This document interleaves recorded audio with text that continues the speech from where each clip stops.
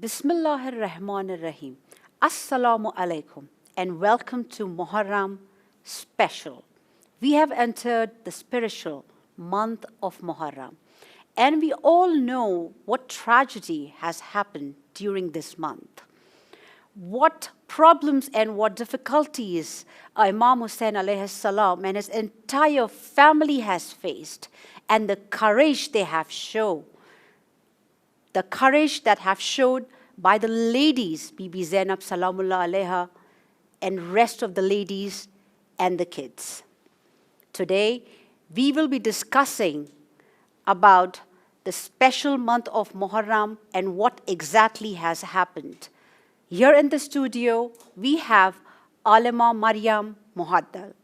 Assalamu alaikum, sister. How are you? Walaikum assalam. Alhamdulillah, I'm good. How are you? I'm good. Thank you very much. Could you please introduce yourself? Yeah, sure. Bismillah ar-Rahman ar-Rahim. Assalamu alaikum, everyone. My name is Maryam Muaddil, and I'm an American Iranian. I was raised in America. I'm from LA, and I did my bachelor's degree in business, and I majored in accounting.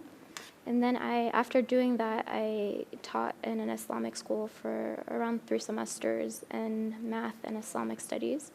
And that's when I decided to move to Iran, and then I've been studying in Qom ever since.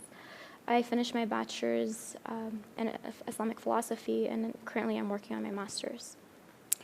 Thank you so much, sister, and thank you so much for being part of the studio. Well, thank you for having me. So we are going to start the questioning about the month of Muharram. And the most, curious question that comes is during the time of Corona. Yeah. We know that we won't be able to attend the marasim, the majalis that we used to attend all the years, and even the ziyarat. We can't even go out for ziyarat because the harams are closed then. So how can we show a love to our Imam Hussain alayhi salam? بسم الله الرحمن الرحيم رب اشرح لي صدري ويسر لي أمري واحلل عقدة من لساني يفقهوا قولي السلام عليك يا أبا عبد الله ورحمة الله وبركاته. So, this is a good question that you asked. And I'm going to start with a verse of the Quran. وَمَنْ يُعَظِّمْ شَعَائِرَ اللَّهِ فَإِنَّهُ مِنَ التَّقْوَى الْقُلُوبِ. This is from Surah Hajj, verse 32.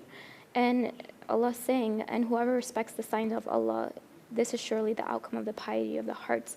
And Allah in this Quran, in this verse, He's saying that whoever takes the sign of Allah and makes it great, he respects that, or he or she respects that, it comes from the taqwa. It comes from the taqwa of the heart, the piety of the heart. And so this aspect, this raising of Imam Hussain, this remembrance of Imam Hussain during Muharram, during Ashura, is part of this taqwa. That's where it's come from, and that's why it's so important for us to have that, because Imam Hussain is one of the sha'a'ir Allah, is one of the signs of God, signs of Allah. And so, obviously, with everything, with the pandemic, it's going to be a different Muharram than before. And it was interesting because I remember when I was getting ready to come to the studio, I turned on my phone and I turned on a nohe as I was putting on my black scarf and my clothes, and just to set myself for the tone of the program, I did that, and I think one of the things that actors do when they want to prepare to go on stage and act, they get into the character. They get into the character before getting there. They actually they'll put on, I don't know if it's a music, or they'll listen to something to put themselves in there. Yeah. And so I think for myself, I was kind of doing that when I thought about it. And I was when we pray, what do we do every single time we want to get up and to pray? We do wudu first. We make wudu. Yeah, to get prepared. Yeah. First is intention. Intention. We make wudu, and then we if we're women, we have to put on our scarves and wear our chadars or whatever we're wearing, and then we say our adhan and iqamah. So there's a preparation there, right? And it's mustahab to recite Surah Anzalna, Surah Qad, while we're doing wudu. So it's these things that kind of set us in the mood before we jump into prayer. And I think that also will help us, for us to get into the mood of Muharram, that would really help if we kind of have that. And so I was thinking of what can we do, especially if we're going to be stuck at home. I know some places they actually do have programs, but for those places that don't, I think it would be a good idea to maybe put black around in the house, decorate the house. Like you have this flag in the back, and that's a good idea to like, if you have flags or if you have black, maybe decorate the place, because that is like one of the Sha'ar Allah. Like when you're putting the name of Abu Abdullah up there, it's a sign of him, and so it's a way to remember him. So that's especially for the kids. If you have kids in the house, and you cannot take them out for majlis, it's a corona preventions and precautions. But even without kids, like I think it's important for everyone to do this. Like it's a way to remember. Like when you have a birthday party, you put decorations, right? Yeah. And it's like because you're setting the tone, because each place has a vibe, right? Like if you go to Masjid Jam Karam, for example, like it has a specific vibe there. Like you have this good feeling.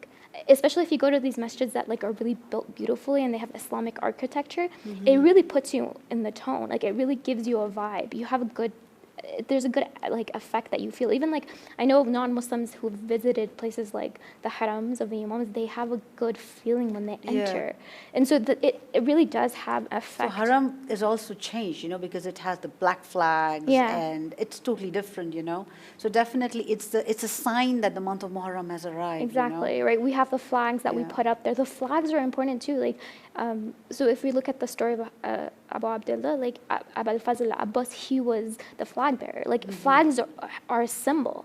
So these symbols are important to us, and they show that they're significant. They're showing us like what's important to us, right? And so that's why people who the flag bearers were also always the most important people in the group, right? So for Abu Fazl Abbas, like it was an honor for him to have that flag. So for us to have the flag as well in our houses, it's an honor. Like it's a good thing. We should try to do it.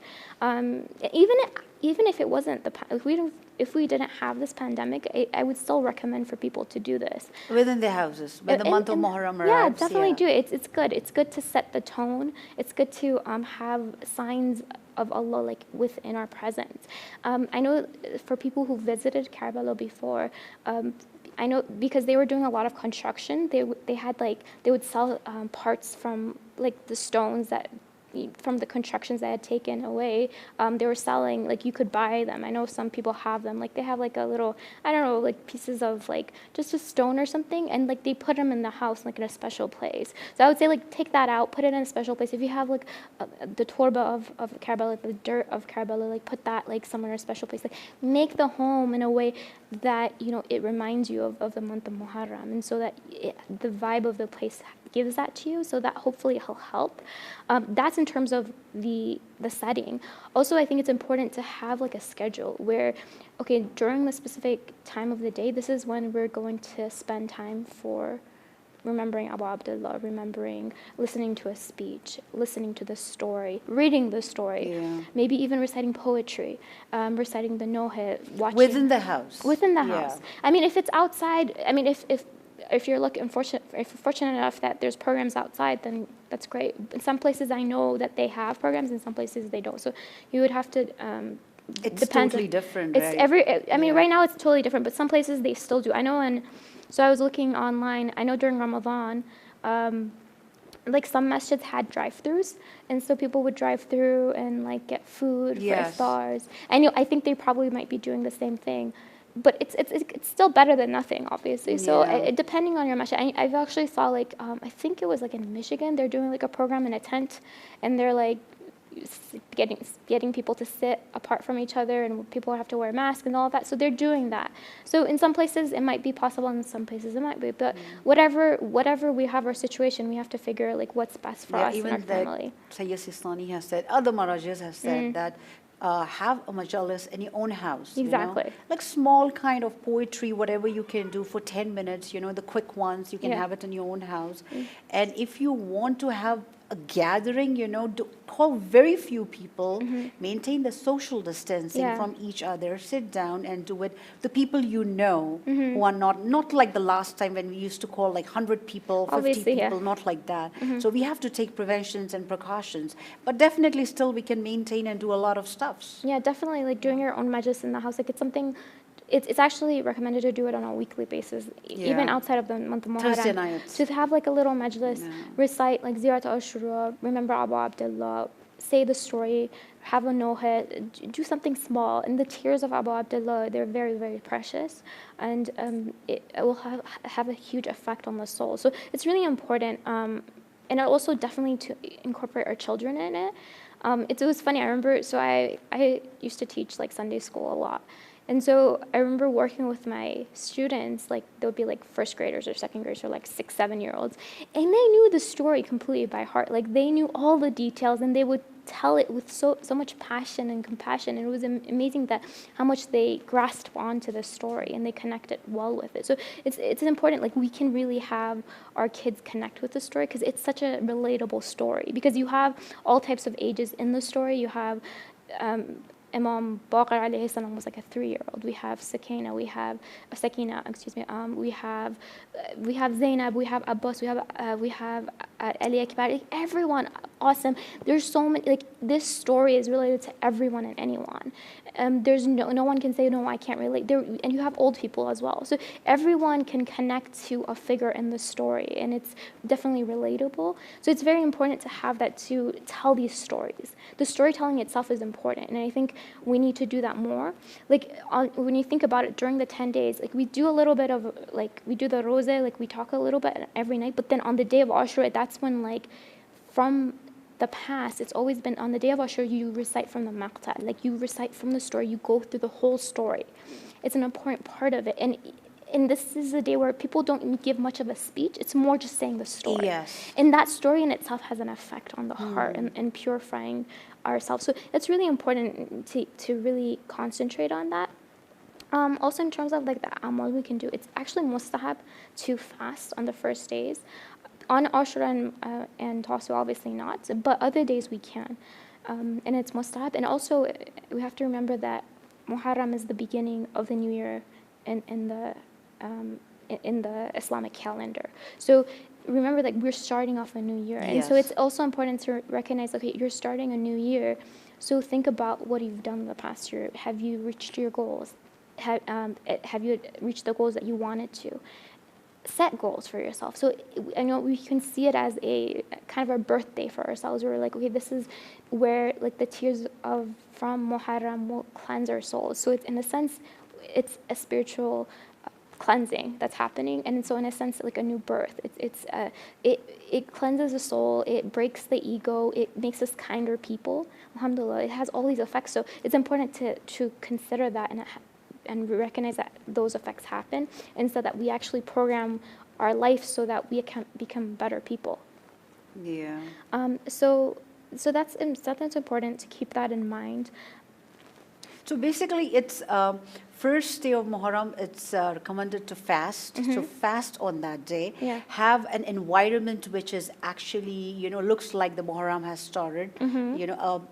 Have a black flag, or something related to every single day. Do majlis in your house of Imam Hussain, and so that your kids like doing poetry and talking to your kids, especially when we talk about with the family. People usually have families. So if you talk to your own kids about Imam Ali Asghar alayhi salam, Bibi Sakina, and all the small ages and what exactly they did, that could be a kind of an environment that you're actually creating during this time. Because not everywhere there's going to be majlis outside. Obviously. It's going to be, we have to take preventions and precautions. Yes, definitely, this is actually a very good idea that we can keep. So do I go to the next question? Okay. So basically, in the next question, how can we spread the message of Imam Hussain alayhi salam to people, as due to Corona, we know that everything else is closed? So this is an important thing. We all have to ask ourselves, so what can we do? Because we want to take part of it. We want to be one of those people who does the them sha'ar Allah, like we hold the message of Imam Hussain and recognize that and dignify that, right? So it's important to recognize, well, first of all, what can I do? What am I good at? And that kind of it boils down to recognizing ourselves, knowing what we're good at, and what we're interested. Obviously, you have to like what you're doing, and do work in that. So if it's like, if you can write poetry, write poetry. If you have time to volunteer, you can help make food, for example. Make food. If you have a good voice, recite. If you, whatever it is, if it's like a scholar, they can give a lecture, right? So it's really important to see, like, what am I good at? What can I do? How can I help in any way possible? And one thing I want to also like really stress is that storytelling is something that we need more of.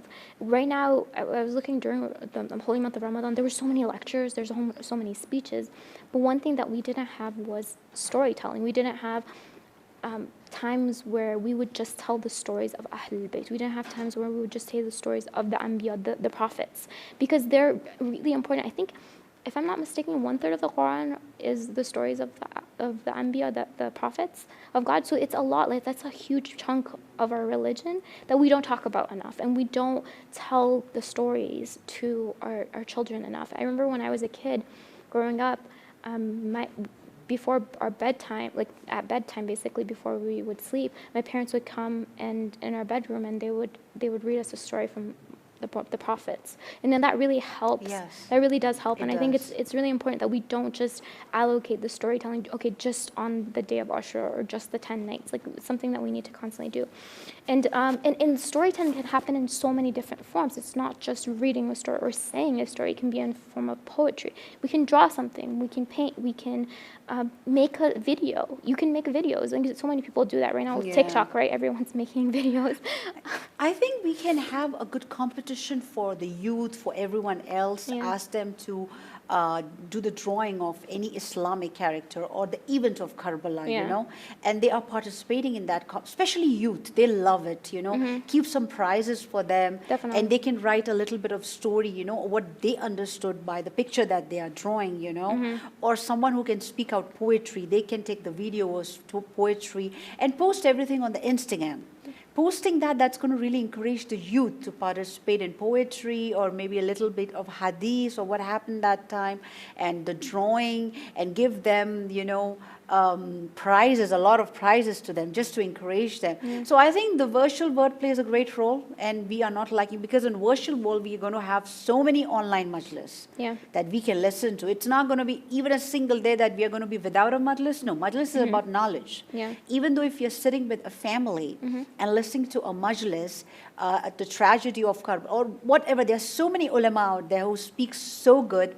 When they speak, we listen. It's going to be like month of Muharram and Safar, definitely, even because without Corona, even like Corona is there, we are not going anywhere else. Definitely, we are not sitting with people, but still we are part of majlis. So virtual world is the best world. Yeah, definitely. Like posting on social media, Instagram, Twitter, Facebook, Tumblr, all of these things are good. We can post on there, and you can write a story. You can make. You can tell a story if you're good at storytelling. It's something that we don't have enough. There's all these ways that we can tell the story. You can write a song. You can write a letmiyah. We don't have enough poetry. We don't have enough letmiyahs, like in English especially. That's something we lack of, and especially poems that have deep meaning. I think that's something we really definitely lack. Yeah, so that sounds like a very good, bigger picture. If we see that, I used to feel, oh my God, during this Muharram and Safar, what are we exactly going to do? But there's a lot we can do. There's a lot of plannings that we can have, and we can do it. So this is how we can spread the message. Definitely, you know, recording the videos of ulama, posting it everywhere, you know, on the social media, and people are watching it. Definitely televisions, you know, we have like Hidayat television, we have a lot of ulama speaking out, men and women speaking out. That there's a lot for people to watch and listen. So going to the next question. So what's the importance of poetry in the story of Karbala? So, and we have to recognize that poetry is a way of storytelling, and it's sharing a message in a much more eloquent way than just talking. You see that when Imam Ali is talking, like we call his book of words, right? Nahj al-Balagha, like his words, his khutbahs, his lectures were so eloquent. And so for us, when we want to say something in a very eloquent way, it's to say it in the form of poetry. And so we see that Imam Ali actually has a book of poems. Like, he actually has a full book of poetry. And we see also Fatima al-Zahra has poems. we see that the Ahl Bayt had actually said poetry. It's something very common back in the day. Also, we see the Quran is also very eloquent to a point where that's one of the reasons why people were so attracted to the message, was because how eloquent it was. It was like almost like poetry. Still they are. Yeah, it still is. It is. Still. But the thing I feel, because a lot of us are not Arabs, like we don't speak Arabic, a lot of us can't really tell as much. But if you listen to people who recite beautifully, you can definitely tell there's a rhythm there. It's kind of, in some sense, similar to poetry. Now, it's interesting because if you look at during the battles, one of the ways that they would get people fired up was that they would recite poetry during the battle. Before they would start fighting, they would be reciting. Imam Ali would do that during the Battle of Siffin, and he would get their people like riled up to like, okay, we gotta go fight the enemy.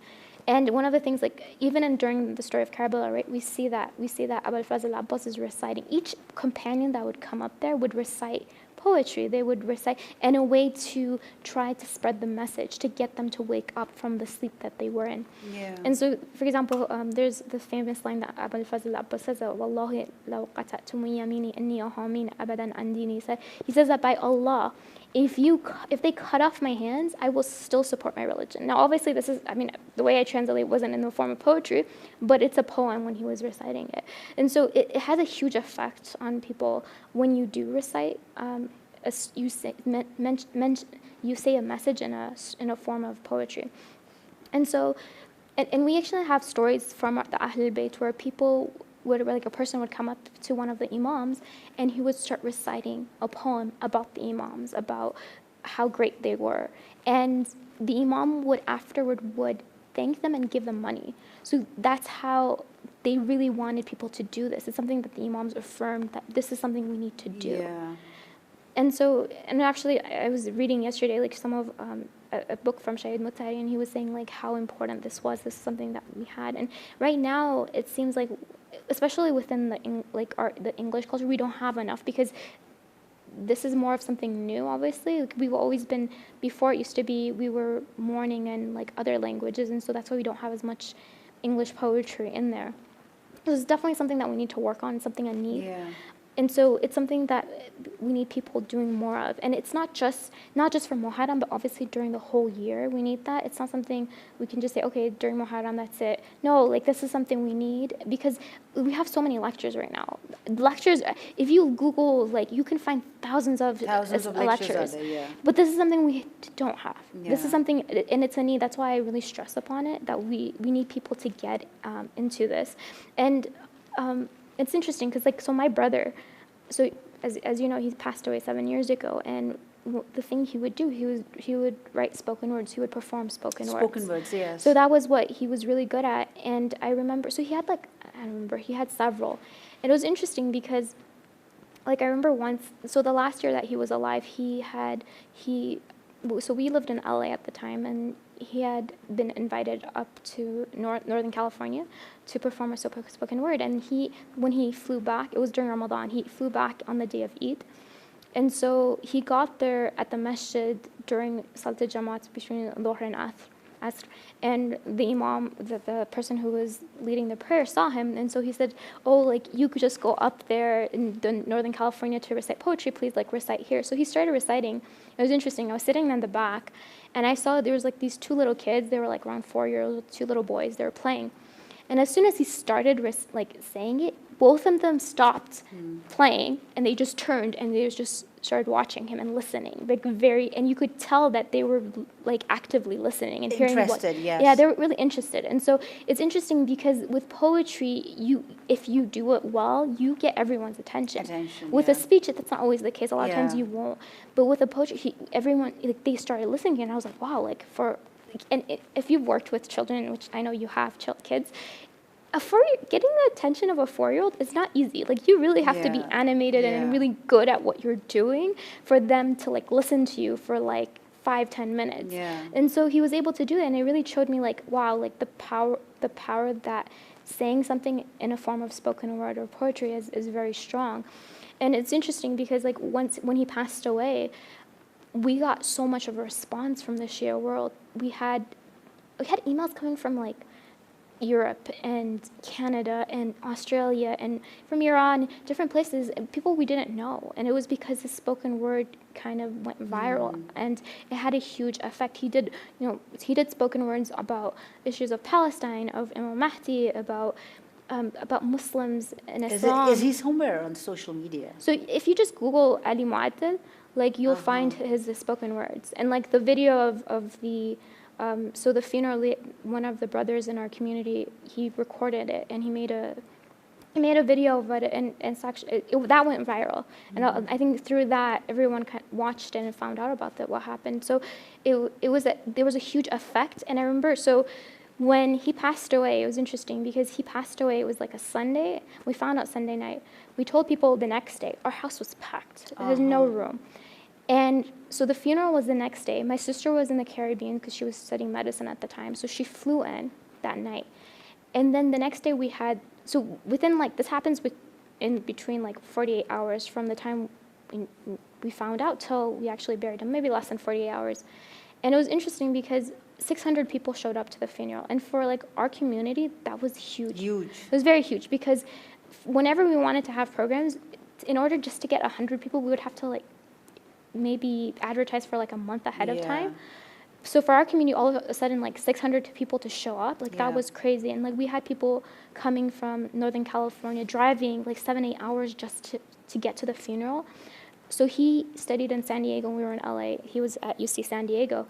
And there was 2 buses that drove from San Diego, from his university. Oh, the university students were there. Yeah, okay. His friends came. Some of them didn't even know him, so it was interesting. So they had somehow they organized 2 buses. I know, like from, I think it was that MSA, or I don't know who organized it. So they showed up, and it was just like, it was really because of his spoken words. Spoken words is because of the poetry you're talking about. The effect was so hard on people. They love the spoken words because poetry can be done in many ways. Definitely. You know, you have Urdu poetry, Hindi poetries, you have Arabic poetry, Farsi poetries. There are so many, and you have like English poetry. He used to do English poetry. That is spoken words. That has a different style that youth loves. Basically, the spoken word has a style that people, especially the youth, they really love it. We have old style, we have new styles. Yeah, spoken word is more of a new style. It's more of a new style, and that actually is very famous. And the words that comes out really attract. It doesn't matter. The person don't have to be a Muslim, you know. Whether you're a Muslim or a non-Muslim, it really attracts people. So poetry is something like, even when we heard about the 4th Imam saying, if you want to do something from my Baba, you know, write a poetry and do a majlis. You know, even the 5th Imam said the same thing. Please write a poetry for Imam Hussain alayhi salam. And all the Ahlul Bayt, one by one, used to tell the same thing. To majlis in a house, write a poetry, read out the poetry. And when they used to go and attend the majlis, all they are doing is they are reading out the poetry and they are crying, especially where they are crying. They are sitting on the shoe area and crying. And when you ask them, why are you sitting in a shoe area? They said, because my great-grandmother, Bibi Fatima Zahra, salamullah alayha, has arrived. So this is the effect of majlis and the poetry that Bibi Fatima Zahra arrives. So this is very beautiful. During this month of Muharram, definitely we won't be able to go to Mary Marasims or majlis, but within the houses, within their own houses, we can do a lot of poetry, post it on Instagram for the world to know your beautiful words. You know, this is very important. No, personally for myself, so my brother, before he passed away, he wanted to work on a project where he wanted to take the 10 nights of Muharram and do 1 poem for each night. And he never got to do that project. So I decided this year that I would try to do as much as I could. So I also used to do spoken word, and so I decided that I would get back on it. Inshallah, this year I decided, okay, I'm going to try to do as many as I can, the 10 nights, and post it on my Instagram. So I'm trying to do it myself, and hopefully, I'm hoping that it would encourage other people to do it as well. I remember after he passed away, so there was a camp that we always had every year called Al-Hujjah. And I remember the year after he passed away, when we had that camp, it was like a few months after he passed away, they had a ceremony remembering him, and people did spoken words. I had a spoken word, and other people, and so many other people started doing, people who had never done it before. I had done it before he'd passed away. I remember the first time I performed, he was there. But other people actually started, so it was a blessing. So when you do something, you also encourage other people to do it. And so that's why it's important not just to write and perform, but to also show it to other people, so other people are also encouraged to do this. Exactly. And make this a trend, and make it, this is a sunnah. This is something that they would Yeah. they would do it during the times of Prophet and our Imam. So something that we should definitely try Definitely to we try to should. do as well, Definitely. inshallah. Have you written any spoken words? Yes. You have, Yeah. actually. So all you have to do is that represented.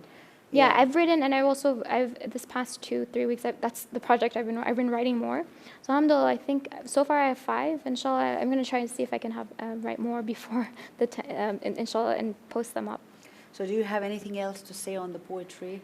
So thank you very much, Sister Mariam Muaddal, for being part of this show. So this is all the time we have for today. We have to right now end this program with a good note, but definitely we'll come back with a next topic in another episode. Thank you so much, Sister. Well, thank you, And everyone. thank you so much, everyone, for being with us and watching us. Stay tuned for another good and well-known topics. Until then, Assalamu alaikum wa rahmatullahi wa barakatuh.